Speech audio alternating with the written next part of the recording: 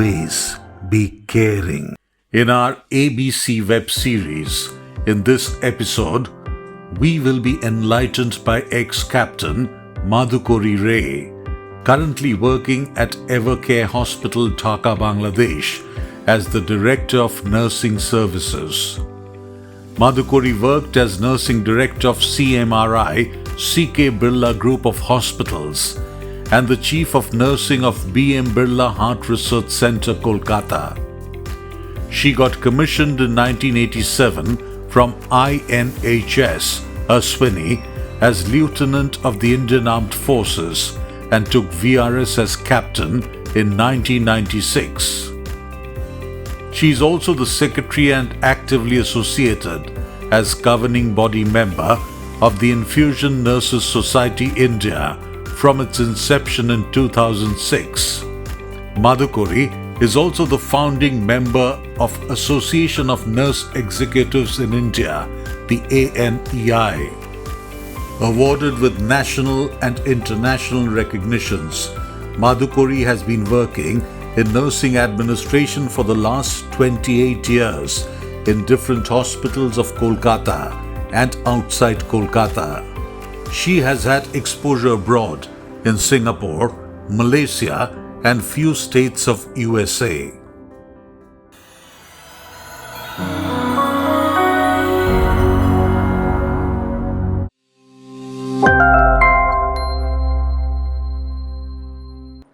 Palliative care in Alzheimer's. I am Madhukari Ray. I am one of the caregivers for palliative care in Alzheimer's disease. What happens in Alzheimer's? In Alzheimer's, the size of the brain, it shrinks. So, the person who gets old, the person may develop shrinking of the eyes, shrinking of the brain. And then it happens. There are some risk factors. Risk factors may be of different types. One are modifiable, another one are not modifiable. Modifiable are the risk factors which are actually with different disease process or inadequate nutrition, inadequate education of the patient and the family, and diseases like cholesterol, high cholesterol, diabetes, high blood pressure.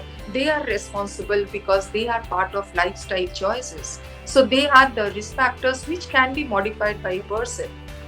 But non-modifiable is age, the family history, the genetic history.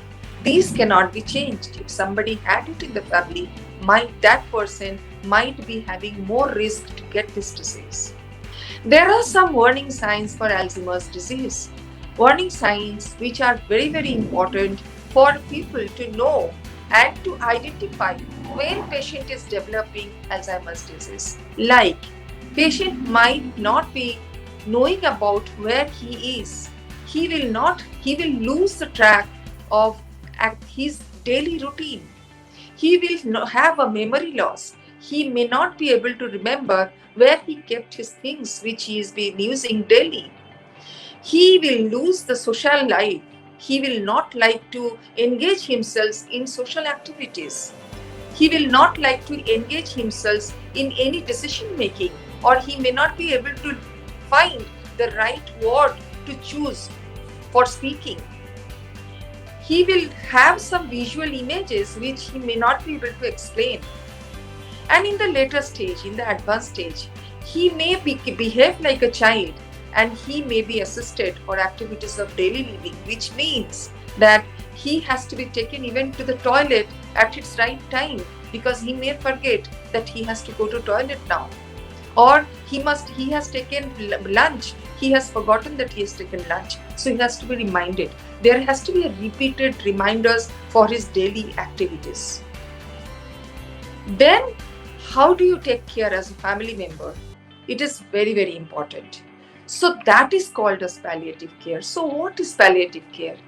It is a specialized medical care which actually can be given for these patients daily and every time, so that someone can stay with the patient and be a pathfinder for the patient, for giving a quality life to the patient and to the family members.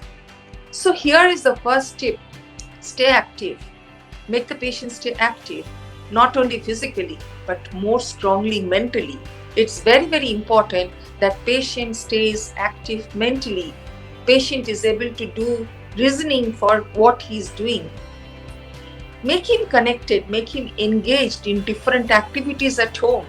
Other family members, whatever they are doing, engage him for his daily activities. Make him feel that he is important in the family, without whom family cannot run. Make him learn new things. When you come back from office, talk to him about certain good things, that what happened today in the office. He might like to hear that and connect. So that's very, very important that he mentally engages himself. Ensure as a caregiver that he gets adequate sleep, because if there is a sleep disturbance, he will not be able to correlate anything in his daily routine life. So he may get angry for certain things, but he has to be dealt very delicately so that he can come back to his original senses again. So adequate sleep is very, very important. Similarly, adequate diet is very, very important. A balanced diet. Avoid the drinks. Avoid the food, junk foods, the processed foods. Very, very important. It is the routine diet is very, very important. The balanced diet, pulses, cereals, fruits, vegetables, meat, eggs, very, very important. So these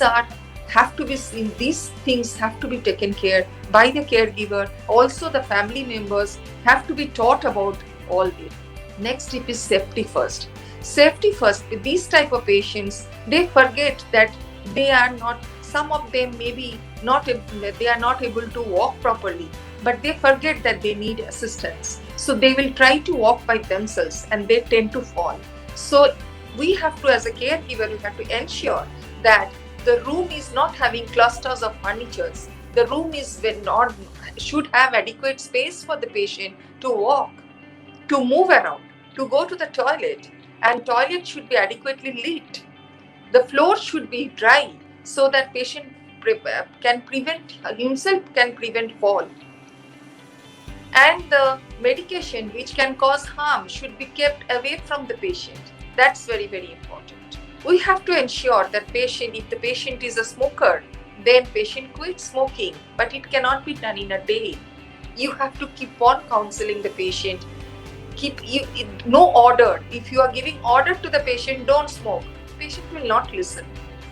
Very tactfully, patient has to be handled and counseled to quit smoking, because patient might develop anger anytime, might show, because these type of patients have lot of mood swings. So we have to be very, very careful in tackling the patients mentally.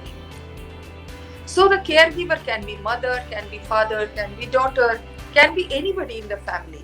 But it's very important to know how to give care, because at times if you feel the choice of music that he has, make him listen to the music that he prefers to listen.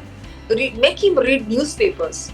Make him play chess, whatever he feels like, that let him do, so that he feels good about it.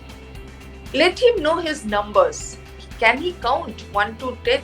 Can he count 11 to 20? That's very, very important. So his mental maths is very, very important. Let the children play with him, and that way he will remember his numbers. He will remember how many medicines he has to take. So that will be very, very important for him. Engage him for day-to-day activities. Display the medication chart in the wall so that he remembers that he has to take medicines. Because this medicine chart will remind him what is in the wall, that, oh, he forgot to take his medicine, so he has to take it now. And if he is not able to, then the role of caregiver is very, very high. The role of the caregiver has to remind him for taking medicine, or has to help him giving medicine.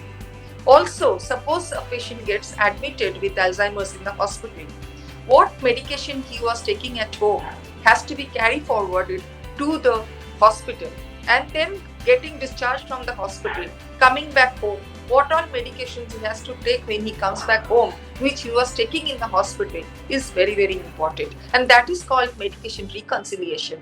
So that is also very, very important. Otherwise, we may lose giving him the important medicines. Practice his mindfulness. That's very, very important. So get him engaged in different games that he prefers to play. Make him engaged in the therapeutic exercises. Many researches are there which shows that therapeutic exercises are very good in recovery of Alzheimer's patients. So after all, not only the medicines, also the palliative care helps in improving the mental status of the Alzheimer's patient. I will just give an example of my father, just a case scenario. You will not believe, one day my father kept on asking me for a few days that give me 10 rupees. I forgot about it. Suddenly one day I remembered, oh, he asked me 10 rupees. And he was asking me whether any bus is available near to this house where he stays. So he told me, is there any bus that I can go to Dharamtala? I said, yes, you can go to Dharamtala. Bus is available here. I told very casually, and I gave him 10 rupees. But then soon after giving, it clicked in my mind. I gave him money. Now I got it why he is asking for this money. He's asking because he wants to go. So it is very, very important that we keep the main door locked, so that even if he wants to go, he cannot get out of house alone. Because I gave him 10 rupees. So I asked him, oh, you asked me 10 rupees because you wanted to go to Dharamtala. He said, how do you know? So you have to read patient's mind very carefully and keep him happy. You can see the picture where you see a cake is lying in front of him. But you see his face. He's very irritated. He's looking at the cake. He's not happy. It is his birthday. We wanted to cut cake for him. Because he has a mood swing. He had a mood swing. He's no more now, but I'm talking about 3 years back. And then we started singing song the way we used to sing every birthday of his. And we started singing the songs which he likes to hear, Rabindra Sangeet. And then his mood again came back to the normal and he became very joyful about the whole affair of cake cutting. So that's the remembrance I have, and that's the way Alzheimer's patients have to be handled. So finally, I want to say that if I am a patient of Alzheimer's, I have dementia. I may be slowly losing my memory, but I haven't lost my mind. Please treat me with respect and we will get along just fine. Thank you.